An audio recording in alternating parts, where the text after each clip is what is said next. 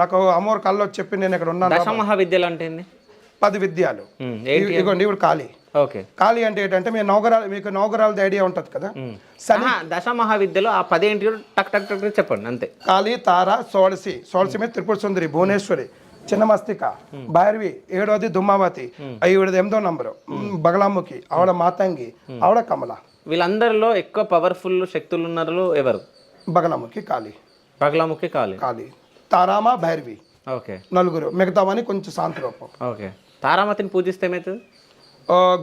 గురువు వారు ప్రాబ్లం అంటారు కదా, గురువు గారు అకస్మాత్ ధనం, లాటరీ రావడం, లేదంటే శత్రునాశనం, ఈ ఎవరికి గురువు దోషం ఉంటుంది కదా, ఫైనాన్షియల్ ప్రాబ్లం రావడం, బిజినెస్ నడకొట్టండి, ఆవిడకి లచ్చివారం పూజ చేయాలి. ఓకే. నీల్ సరస్వతి అంటాం తారామాతకి. ఓకే. సో ఇవన్నీ మీరు విద్యలు అన్ని నేర్చుకున్నారు? నేను నేర్చుకున్నాను. ఎక్కడ నేర్చుకున్నారు? అమ్మవారు, నా గురువు ఎవరు లేరు. గురువు లేకుండా ఎట్లా నేర్చుకుంటా? అమ్మ గురువు కదా. ఓకే. నాకు అమ్మవారు గురువు.